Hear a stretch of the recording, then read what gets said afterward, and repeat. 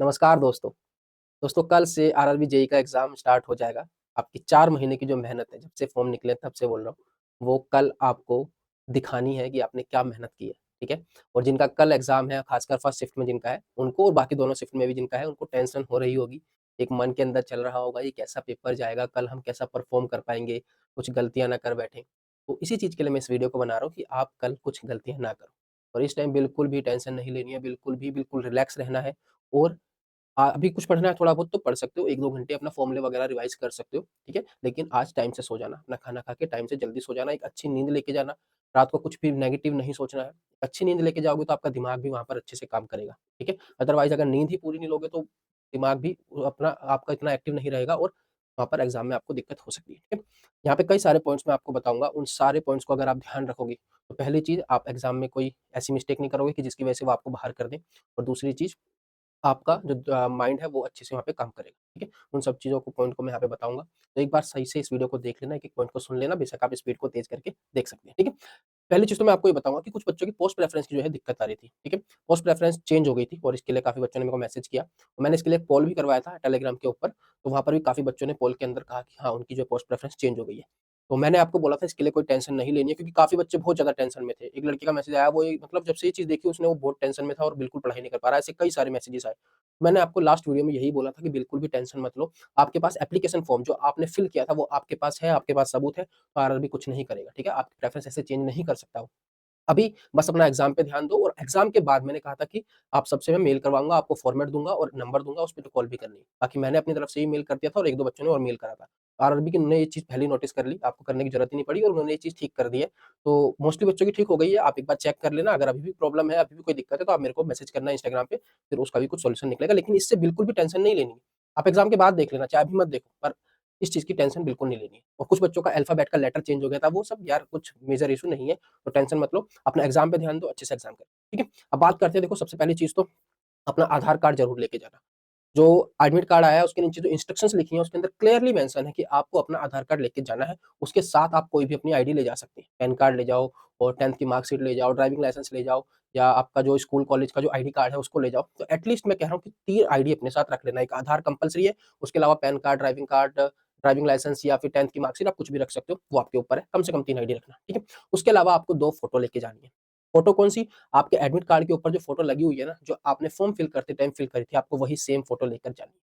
ठीक है? और एटलीस्ट 2 से 3 फ़ोटो अपने साथ रख लेना, ये नहीं कि एक ही वहाँ पे लगनी है तो एक ही लेकर जाएँ।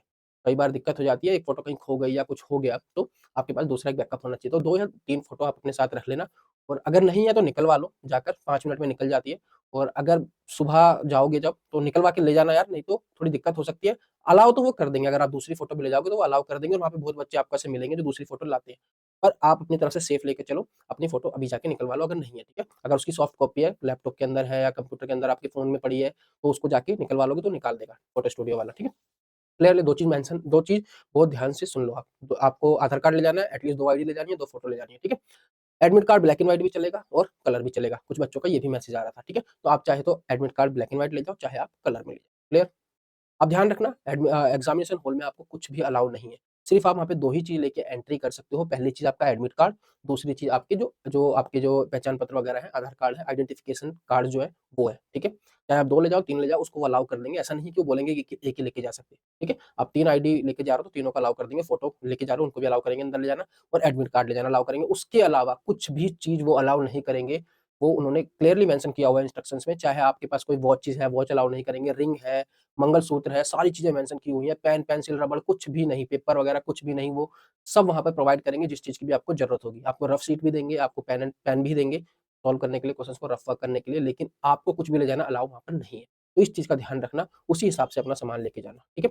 मोबाइल वगैरह आप ले जाना, वहाँ पे जमा हो जाते हैं, कुछ ना कुछ सुविधा होती है, बाहर पैसे देके जमा हो जाते हैं बैग या फिर अंदर ही जैसे नोएडा का सेंटर है, सेक्टर 62 का, वो अंदर ही जमा कर लेते हैं आपके बैग, तो आप वहाँ पर कर सकते हैं, ठीक है? इस तरह से मैंने आपको बता दिया कि क्या चीज़ें आपको लेके जानी है एग्ज़ामिनेशन हॉल में, क्या नहीं लेके क्लियर?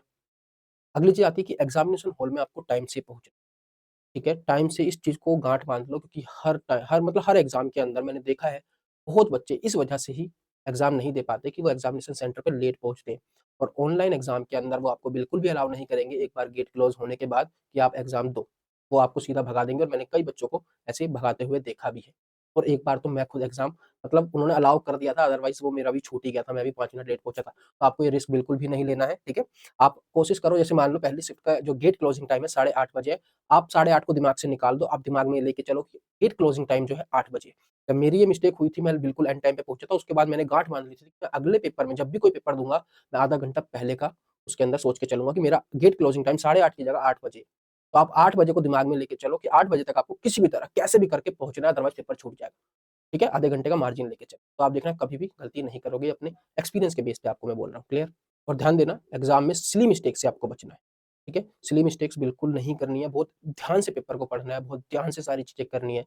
गैस वर्क बहुत कम करना है। गैस वर्क वहाँ पे करना है मान लो 4 ऑप्शंस में से आपने 2 ऑप्शन को किसी वजह से एलिमिनेट कर पाए, किसी तरह से। इस तरह से भी क्वेश्चन सॉल्व होते हैं, ये नहीं कि आपने क्वेश्चन पढ़ा आंसर आता है तो टिक मारो। कई बार हम ऑप्शन के थ्रू जाते हैं तो हम ऑप्शंस को एलिमिनेट कर पाते हैं। तो अगर आप 2 ऑप्शन को एलिमिनेट कर पा रहे हो कहीं पे तो वहाँ पर मैं आपको बोलूँगा आप गेस करके आएँ, बाकी दोनों में से एक आंसर ठीक होगा, तो 50-50% चांसेज़ है वहाँ पर आपको गेस वर्क करना है। लेकिन बिल्कुल ब्लाइंड गेस मत करना वहाँ पे कि आपको चारों में से कोई ऑप्शन का पता ही नहीं है, कुछ एलिमिनेट नहीं हुआ और आप ब्लाइंड गेस करके आ गए।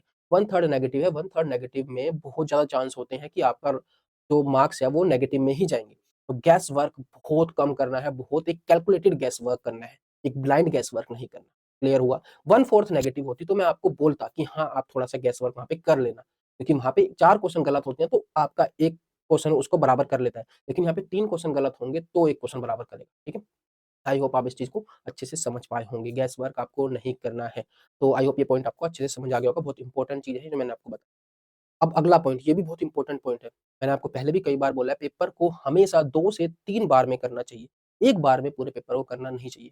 क्या होता है ना एक बार में जब हम पेपर करने लगते हैं तो लास्ट तक आते-आते हमारा टाइम खराब हो जाता है। तो आपको पेपर को 3 2 या 3 गो में करना है। एक बार में आपको पेपर खत्म नहीं करना है, ठीक है?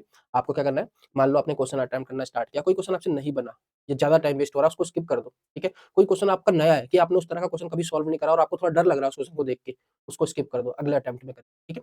कोई क्वेश्चन की लैंग्वेज समझ नहीं आ रही, बहुत बड़ी लैंग्वेज है, स्किप कर दो। तो ये इस तरह की चीज़ें आप करोगे ना, तो आप लास्ट तक जल्दी पहुँच पाओगे और कोई आसान क्वेश्चन नहीं होगा। कई बार क्या होता है, हम एक-एक क्वेश्चन को करते चलते हैं ना, हमारा टाइम खत्म हो जाता है और बाद में हम देखते हैं कि लास्ट में क्वेश्चन पूछा हुआ था कि लाल किला कहाँ पर है? इतना आसान क्वेश्चन भी होता है। इसलिए मैं बोल रहा हूँ कि क्वेश्चन आपको सबको नज़र निकालनी है एक बार। तो एक बार में पेपर करना जो आपको आते हैं, जो आपको लगता है कि हाँ, इसको मैं कर ही लूँगा, इस तरह के क्वेश्चन्स मैंने करे हुए हैं, आसान है, उनको करते जाना। फिर दोबारा से स्टार्टिंग से स्टार्ट करना। अब इसके अंदर ऐसा तो है नहीं कि मैथ का सेक्शन अलग है, रीज़निंग का सेक्शन अलग है, जीके और जनरल साइंस का अलग है, मिक्स क्वेश्चन होंगे। तो आपको एक बार में करते चले जाना जल्दी-जल्दी, जो हो रहा है ठीक है, जो नहीं हो रहा है, जहाँ पे फँस रहे हो, छोड़ दो। दोबारा आएँगे उसके ऊपर। 2 अटेम्प्ट मिनिमम और 3 अटेम्प्ट मैक्सिमम आपको पेपर को अटेम्प्ट करना है। ऐसे आप देखना कि आप ज़्यादा स्कोर कर पाओगे, बेहतर परफ़ॉर्म कर पाओगे। कई बार क्या होता है ना हाँ, एक चीज़ और कि एग्ज़ाम में अगर आपसे शुरू में 3-4 क्वेश्चन ना बने, 5-6 क्वेश्चन ना बने, शुरू के ही क्वेश्चन, तो घबराना नहीं है, पैनिक नहीं करना है। कई बच्चे वहीं पे पैनिक कर जाते हैं कि शुरू के क्वेश्चन्स नहीं बने उनसे, वो घबरा जाते हैं, ये क्वेश्चन नहीं बन रहे। नहीं घबराना है। कई बार क्या होता है शुरू में डिफ़िकल्ट क्वेश्चन आ जाते हैं, मॉडरेट लेवल के क्वेश्चन आ जाते हैं, बाद में ईज़ी होते हैं। कई बार ईज़ी क्वेश्चन पहले होते हैं, मॉडरेट बाद में होते हैं, शफलिंग होती है सबकी अलग-अलग। तो आपके में मेबी मॉडरेट पहले आ जाए, डिफिकल्ट पहले आ जाए इसलिए ना बने, तो घबराना नहीं है। बस जैसे मैंने बताया कि क्वेश्चन को छोड़ देना है, दिल पे नहीं लेना है, ईगो पे नहीं लेना है, ये क्वेश्चन मुझसे क्यों नहीं बन रहा? अगर नहीं बन रहा है, थोड़ा टाइम उस पे लगाओ, आगे बढ़ो। नया क्वेश्चन है, आपने कभी देखा ही नहीं, सीधा आगे बढ़ो। लैंग्वेज बहुत बड़ी है, पढ़ने में टाइम लग रहा है, आगे बढ़ो। इस तरह से आपको पेपर को करना है, बहुत इंपॉर्टेंट पॉइंट है, ध्यान रखना। क्लियर?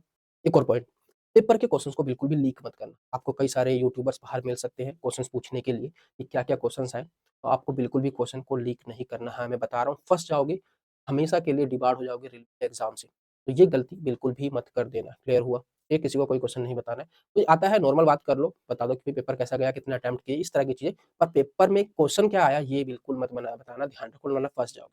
तो यूट्यूबर तो फँसेगा ही, आप भी फँसोगे, ठीक है? दूसरी चीज़ मैंने आपको बोला हुआ है कि दिल्ली में कोई सेंटर अगर आपका पड़ा है तो उसको नीचे मेरे को कमेंट सेक्शन में बताओ। मैं कोशिश करता हूँ कि कल मेरे को टाइम मिला तो मैं आता हूँ आपसे मिलने, क्लियर? और इसके अलावा आपको लगता है कोई पॉइंट मुझसे छूट गया है तो आप नीचे कमेंट ज़रूर करना ताकि दूसरे लोग उस पॉइंट को पढ़ सकें और समझ सकें कि हाँ, ये भी इम्पोर्टेंट पॉइंट है। वैसे तो मैंने अपनी तरफ से सारे पॉइंट्स अच्छे से क्लियर कर दिए हैं, ठीक है? एक पॉइंट और रह गया कि एग्ज़ाम में आप हमेशा जब भी पेपर देने बैठो उससे पहले आप अपना पानी पी के बैठना, ठीक है? और वॉशरूम होके, टॉयलेट वगैरह होके तब बैठना ताकि एग्ज़ाम के बीच में डाउट ना पड़े। एग्ज़ाम में 1-1 मिनट आपके लिए, 1-1 सेकंड आपके लिए इम्पोर्टेंट है, तो आप टॉयलेट करने जाओगे, पानी पीने जाओगे तो 2-3 मिनट खराब हो जाएँगे, उस 2-3 मिनट में आप 2 से 3 क्वेश्चन कर सकते हो। और अगर जीके, जीएस की बात करें तो उस 2 से 3 मिनट में आप 6-7 क्वेश्चन भी कर सकते हो। तो टाइम बिल्कुल भी वेस्ट नहीं करना है, एक जगह पे आपका टाइम वेस्ट होगा, बीच में बायोमेट्रिक होगा, वो सिस्टम का प्रोसेस रहेगा तो वहाँ पर आपको कोई कुछ उनसे बोलना नहीं है कि टाइम खराब हो रहा है, उसमें आपका 1 मिनट लग सकता है, 2 मिनट लग सकते हैं, पर वहाँ पे आपको वो टाइम देना पड़ेगा, ठीक है? उसके अलावा इन्विजिलेटर जो भी चीज़ें बताता है उनको ध्यान से फॉलो करना और स्क्रीन के ऊपर एक पैराग्राफ होगा जो आपको अपने एडमिट कार्ड में लिखना है। ठीक है? जो उनको एडमिट कार्ड की कॉपी देनी है, उसमें 2 कॉपी है, एक ऊपर कैंडिडेट कॉपी और नीचे आरआरबी की कॉपी। कैंडिडेट कॉपी आपको अपने साथ रखनी है और आरआरबी की कॉपी वो रख लेंगे। उसके अंदर आपको एक पैराग्राफ फिल करना है। वो पैराग्राफ आपको स्क्रीन की जब जैसे ही लॉगिन करोगे ना वहीं पे दिखेगा। तो उसको आगे मत बढ़ जाना बिना पढ़े। कई बार बच्चे आगे बढ़ जाते हैं और लिख नहीं पाते, तो फिर उनको दिक्कत होती है। तो आप ध्यान से देखना कि जहाँ पर वो पैराग्राफ हो उसके आगे तभी बढ़ना जब आप उसको नोट कर लो। जल्दबाजी में नेक्स्ट नेक्स्ट मत करते चले जाना कि इंस्ट्रक्शंस तो है पढ़ लो, इंस्ट्रक्शंस तो है पढ़ लो। जो मॉक टेस्ट आया था आरआरबी का उसके अंदर वो पैराग्राफ नहीं लिखा था। लेकिन जब एक्चुअल एग्जाम में बैठोगे तो एक पैराग्राफ दिखेगा आपको दूसरी स्क्रीन पे या तीसरी स्क्रीन पे लॉगिन करने के बाद। तो वो स्किप मत कर देना, वापस नहीं आ पाओगे, ठीक है? और फिर टीचर बहुत सुनाता है, वो इन्विजिलेटर काफ़ी सुनाएँगे आपको। वो फिल करने के बाद ही आगे बढ़ना। कोई दिक्कत आएगी तो इन्विजिलेटर से पूछ लेना, शर्माना मत वहाँ, ठीक है? पेपर में अच्छे से अच्छा करके आना, जितनी मेहनत करी है वो आपकी सफल होगी, ठीक है? तो घबराना नहीं है कि होगा, नहीं होगा, ये सब चीज़ें बिल्कुल मत सोचो। अच्छे से सो, अच्छे से नींद लेकर के एग्ज़ाम हॉल में टाइम से पहुँचो और कोशिश करो जितना आप अपना बेस्ट दे सकते हो वहाँ पे दो।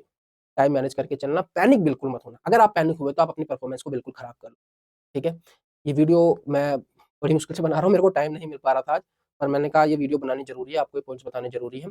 तो इन पॉइंट्स को एक-एक को ध्यान से देख लेना और अगर कोई भी डाउट आता है नीचे कमेंट सेक्शन में बताना और अगर वीडियो पूरी देख रहे हो, यहाँ तक पहुँचे हो, तो भी आपको कमेंट करके बताना है कि ये वीडियो कैसी लगी आपको, ठीक है?